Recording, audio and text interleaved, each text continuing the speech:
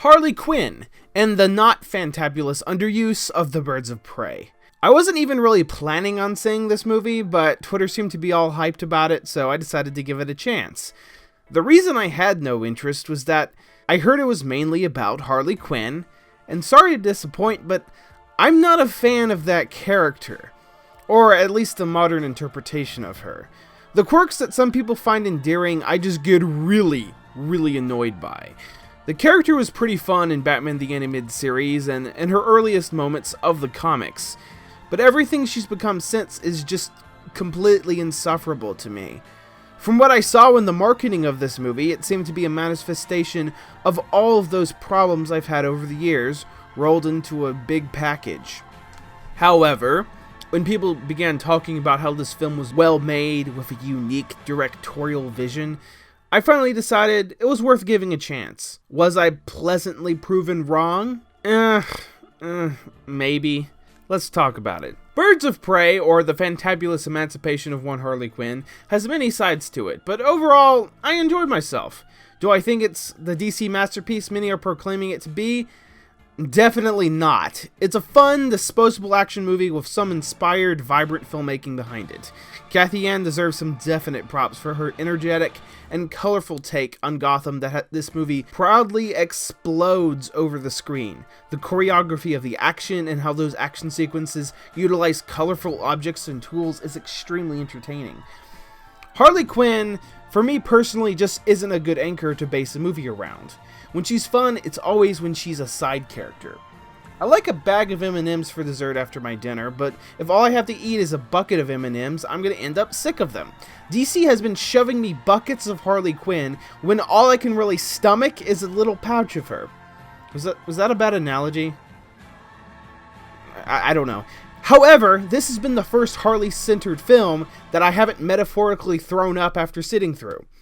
Maybe I just became numb to it, but I didn't hate her here.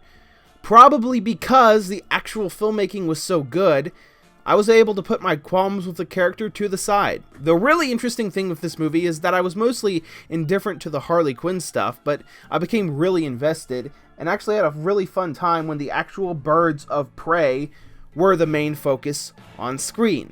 The issue is that's only about a third of the movie. The rest of it is just Harley Quinn doing her thing. That becomes a problem beyond my subjective opinion of the character when the part of the movie focused on here feels so structurally messy. It copies the format of the original Deadpool with cutaways and back and forths in time, but lacks much of the simple clarity that film had, and just becomes confused with its pacing. As a result of this, the first two acts were just not very interesting to me. I occasionally got interested when the backstory of the individual members of the Birds of Prey was revealed, but even that was dampened when Harley's awful narration was placed over it. However, when the cast finally all comes together, it becomes outrageously fun. The chemistry between these actresses is fantastic, and seeing them bounce off of each other in the midst of an action sequence was exhilarating. The problem is that this should have been the rest of the movie.